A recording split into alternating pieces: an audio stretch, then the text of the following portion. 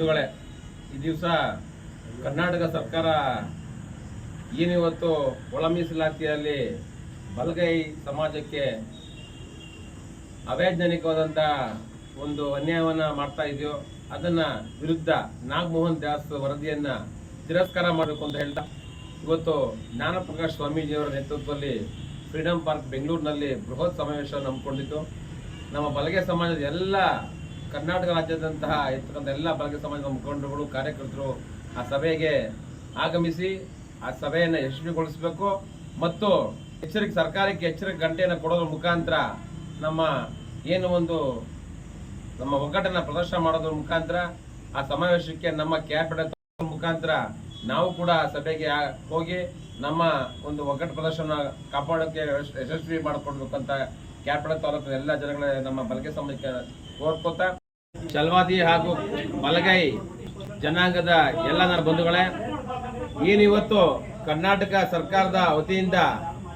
ಒಳ ಮೀಸಲಾತಿಯಲ್ಲಿ ಅನ್ಯಾಯ ಆಗ್ತಾ ಇರ್ತಕ್ಕಂಥ ಬಲಗೈ ಜನ ಅನ್ಯಾಯ ಆಗ್ತಾ ಇರೋದನ್ನ ಖಂಡಿಸಿ ಮತ್ತು ನಮ್ಮ ಮುಂದಿನ ಪೀಳಿಗೆಯಲ್ಲಿ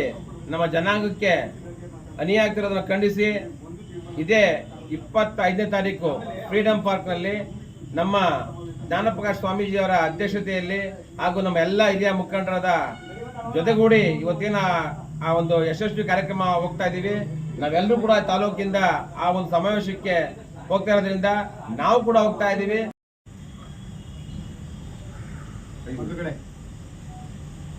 ಇವತ್ತು ಕೆಆರ್ಪೇಟೆ ಪಟ್ಟಣದಲ್ಲಿ 25ನೇ ತಾರೀಕು ಬೆಂಗಳೂರಿನಲ್ಲಿ ಬಲಗೈ ಸಮುದಾಯದ ಸಮಾವೇಶ ಇರೋದ್ರಿಂದ ಜಿಲ್ಲಾ ಮಟ್ಟದ ಎಲ್ಲ ನಾಯಕರುಗಳು ಕೂಡ ಇಲ್ಲಿಗೆ ಬಂದು 25ನೇ ತಾರೀಕಿನ ಬಲಗೈ ಸಮುದಾಯದ ಸಮಾವೇಶವನ್ನು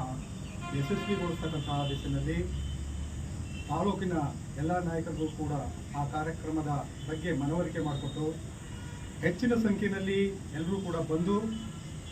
ಈ ಒಂದು ಸಮಾವೇಶವನ್ನು ಯಶಸ್ವಿಗೊಳಿಸಬೇಕು ಅನ್ನೋ ಒಂದು ನಿರ್ದೇಶನವನ್ನು ಕೊಟ್ಟಿದ್ದಾರೆ. 27ನೇ ತಾರೀಕು ಸಂಪುಟದ ಸಭೆಯೂ ಕೂಡ ಇದೆ. ಅದಕ್ಕೆ ಮುಂಚಿತವಾಗಿ ಸಮುದಾಯದ ಒಳಿತಿಗಾಗಿ ಸಮುದಾಯಕ್ಕೆ ಆಗಿರ್ತಕ್ಕಂತಹ ಏನು ಮೀಸಲಾತಿ ಬಿಂದುವಿನಲ್ಲಿ ಆಗಿರ್ತಕ್ಕಂತಹ ತೊಂದರೆಯನ್ನು ಸರಿಪಡಿಸೋದಕ್ಕೆ ಸರ್ಕಾರಕ್ಕೆ ಬೇಡಿಕೆಯನ್ನು ಸಲ್ಲಿಸೋದಕ್ಕೆ ಜೊತೆಗೆ ಅವರಿಗೆ ಎಚ್ಚರಿಕೆಯನ್ನು ಕೊಡ್ತಕ್ಕಂತಹ ದಿಶೆಯಲ್ಲಿ ಸನ್ಮಾನ್ಯ ಜ್ಞಾನಪ್ರಕಾಶ್ ಸ್ವಾಮೀಜಿಯವರ ನೇತೃತ್ವದಲ್ಲಿ 25ನೇ ತಾರೀಕು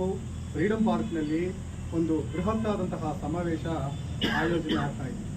ಅದರಿಂದಾಗಿ ಸಮುದಾಯದ ಎಲ್ಲ ಬಂಧುಗಳು ಕೂಡ ಈ ಒಂದು ಸಮಾವೇಶಕ್ಕೆ ಹೆಚ್ಚಿನ ಸಂಖ್ಯೆಯಲ್ಲಿ ಬಂದು